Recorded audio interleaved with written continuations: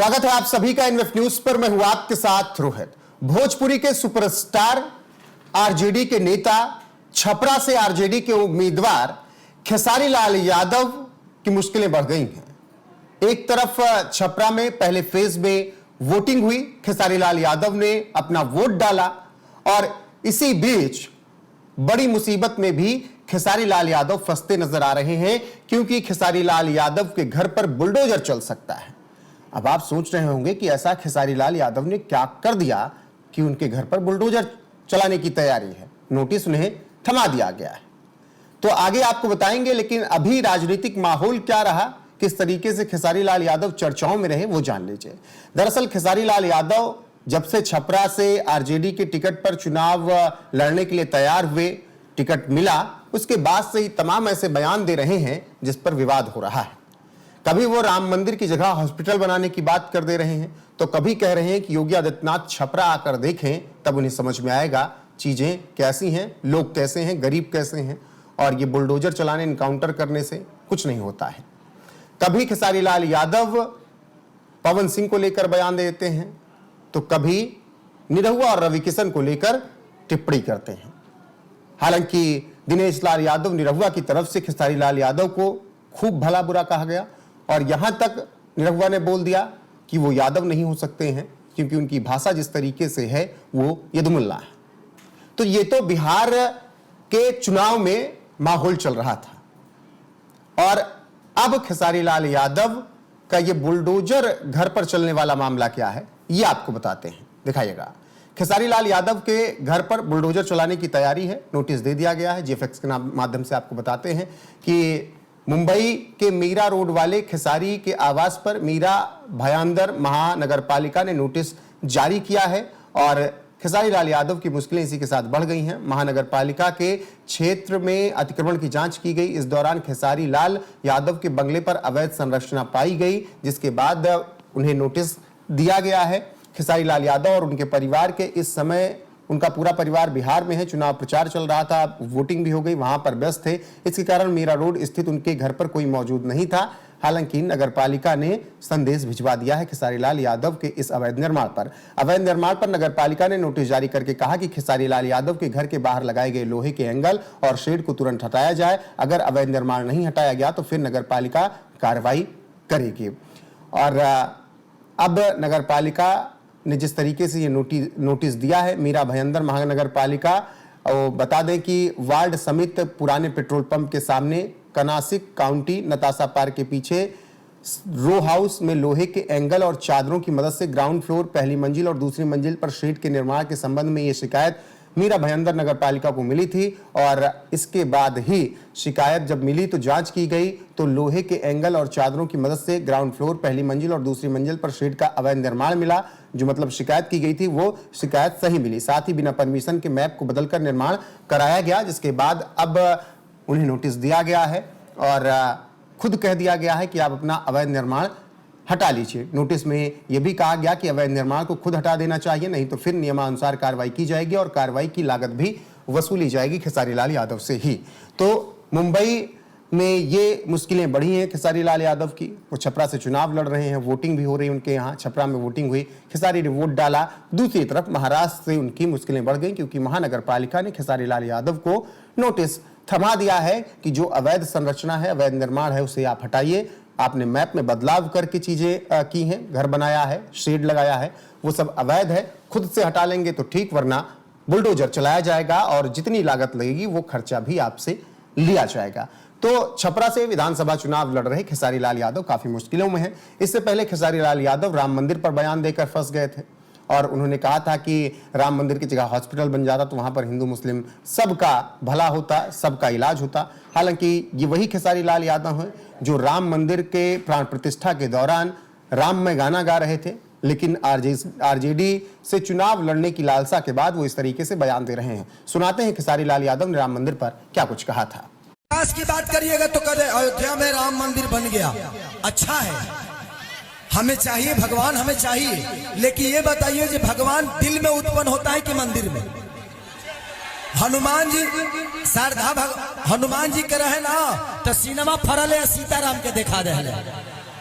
तो पहले दिल में उत्पन्न होता है। हमारे लिए मंदिर, मस्जिद, गुरुद्वारा, सनातन सब जरूरी है। आपके कहने से हम थोड़ी फॉलो करते हैं, आपके कहने से पूजा पाठ करते हैं, हमारे मन में भगवान है इसलिए करते हैं। लेकिन आपका यह भी विषय है जे आपको वोट, हमने आपको वोट दिया, आपने सनातन बचा लिया, मान लिए, लेकिन रोजगार कब देंगे आप? पूरे जीवन सनातन ही बचाएंगे? सिर्फ सनातन पे बात होगी और रोजगार पे बात नहीं होगी। जब भी एनडीए के किसी नेता से पूछिएगा तो हर हर महादेव, हिंदुस्तान है, हिंदू मुस्लिम, अरे हमें कब तक लड़ाओगे यार? हमें बीजी करो, हमें रोजगार दो। आज 20 साल से मैं हर चुनाव में एक ही शब्द सुनता हूं एनडीए के जितने भी प्रत्याशी हैं, जंगल राज, जंगल राज। अरे जो बच्चा 20 साल पहले पैदा हुआ है वो जानता होगा, जो 20 साल इधर पैदा हुआ है वो बेचारा कभी मन में डाल दिए जंगल राज। अभी तक जंगल राज है। तो पूरे चुनाव प्रचार के दौरान खेसारी लाल यादव के इसी बयान की खूब चर्चा रही। उनके इसी बयान पर उत्तर प्रदेश के मुख्यमंत्री योगी आदित्यनाथ हो या फिर आजमगढ़ के पूर्व बीजेपी सांसद दिनेश लाल यादव निरहुआ हो, रवि किशन हो या फिर पवन सिंह हो, मनोज तिवारी हो, सबने खेसारी लाल यादव को नसीहत दी और उन्हें बता दिया कि 500 से ज्यादा सालों का इंतजार था अयोध्या में राम मंदिर बनने का।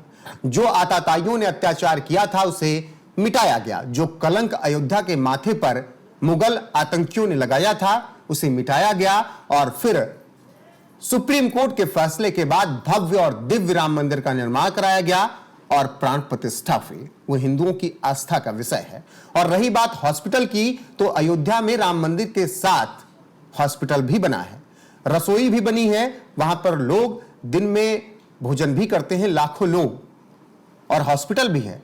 तो हर कुछ मंदिर के साथ बना है। मंदिर से रोजगार कितना बढ़ा है ये आप अयोध्या में भी जाकर पूछ सकते हैं और आपने तमाम लोगों के बयान भी सुने होंगे।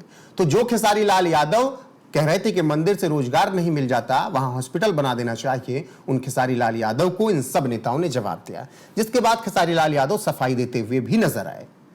उनके बयान के साथ आपको छोड़े जाएंगे, लेकिन जिस तरीके से अभी उनकी मुश्किलें बढ़ी हैं, छपरा में विधानसभा चुनाव की वोटिंग के दौरान मुंबई में उनके घर को पर बुलडोजर चलाने की तैयारी है, नोटिस दिया गया है। अगर खुद से वो अवैध संरचना हटा लेते हैं तो ठीक, वरना फिर महानगर पालिका कार्रवाई करेगी और उसका हर्जाना भी खेसारी लाल यादव से लिया जाएगा। उस पर आपकी राय क्या है कमेंट सेक्शन में जरूर बताइएगा। बने रहेगा हमारे साथ लगातार। नमस्कार। भाई, मेरे कहने का मतलब कि आप राम मंदिर को लेकर ही वोट मांगते हो तो मैं मस्जिद पर टिप्पणी क्यों करूं? मेरे कहने का मतलब कि राम मंदिर बनाना जरूरी है, बट क्या अस्पताल बनाना जरूरी नहीं है? रोजी रोजगार जरूरी नहीं है? शिक्षा जरूरी नहीं है? रोजी रोजगार के लिए ट्रम्प को वोट करने जाएंगे हम कि आप ही को करेंगे? आप ही को किए हैं। मैं ये कह रहा हूं कि आप बनाइए, दुनिया में सारे हर जगह मंदिर बना दीजिए, लेकिन मंदिर से हमारे बच्चों का भविष्य तय हो जाएगा। मंदिर से अगर हमारे बच्चों का भविष्य तय होता है तो मैं चाहता हूं कि आप 200 मंदिर बिहार में बना डालिए और आप एक बच्चे का भविष्य तय करके बता दीजिए और दिखा दीजिए कि आपने कितने बच्चों का भविष्य उस मंदिर से किया है। मुझे कोई दुख नहीं है और ना ही मुझे कोई तकलीफ है। मैं कह रहा हूं अब बनाओ। भगवान दिल में होता है, श्रद्धा में होता है, मंदिर में सिर्फ एक मूर्ति होती है। तो इसलिए मैं कह रहा हूं कि आप सब कुछ बनाओ, सिर्फ मंदिर क्यों बनाओगे? सनातन कहने से इंसान नहीं होता है। हमारे दिनेश भैया कह रहे हैं कि मैं यदुमुल्ला हो गया, मैं यादव कुल का आदमी हूं ही नहीं। भाई, आप 10 साल बाद आपको सनातन याद आया? 10 साल पहले जब आप सिनेमा लाइन में थे और आज भी है, तो आप मुसलमान के कैरेक्टर में फिल्म क्यों करते थे? आपको नहीं करना चाहिए था। उस समय मुसलमान बुरे नहीं थे। तो बात वहां है ना कि बदलते ये लोग हैं। इनसे आप जब विकास की बात कहिएगा और करिएगा ना, तो ये आपको डायरेक्ट लेके जाएंगे मंदिर मस्जिद के पास, और नहीं तो सनातन पे ले जाएंगे और बेमतलब की बातें करेंगे और उसी में आपको उलझा देंगे।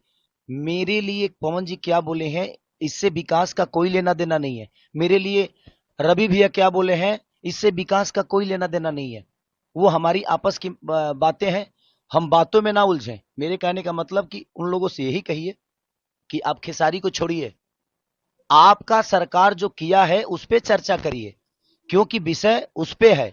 खेसारी से ना कुछ बिगड़ने वाला है और ना ही कुछ बनने वाला है। हमारा आपका बात विचार है हम आपको चुभ रहे हैं तो हम बाद में फरियाद लेंगे, लेकिन हमारे बात विचार में आप मुद्दे से क्यों भटक रहे हैं? आप एक खेसारी को लेकर आप लोग सारे के सारे ट्रोल कर रहे हैं। माने ये छपरा लग रहा है जे इंटरनेशनल चुनाव बन गया है। पूरे बिहार में चुनाव हो रहा है लेकिन पूरे हिंदुस्तान में सिर्फ छपरा दिख रहा है। भाई क्यों? क्योंकि इनकी टिप्पणी बहुत हार्ड हो रही है खेसारी पे। बट मैं डरता किसी से नहीं हूं, क्योंकि मुझे बनाने में जनता का सबसे बड़ा योगदान है। मैं खुद को बनाया जनता के बदौलत, मैं अपने बदौलत कुछ नहीं हूं। मैं आज भी जीरो हूं और राजनीति का ये पता नहीं है, बट जिनको पता है उनसे सलाह लेकर छपरा को बेहतर तो बना सकता हूं। वो कह रहे हैं हमारे दिनेश भैया कि यार हम सांसद बन के कुछ नहीं कर पाए तो तुम विधायक बन के क्या कर पाओगे? भाई वो प्रधानमंत्री भी बन जाएंगे तो कुछ नहीं कर पाएंगे। करने वालों के लिए काम होता है, नहीं करने वालों के पास कोई काम नहीं है।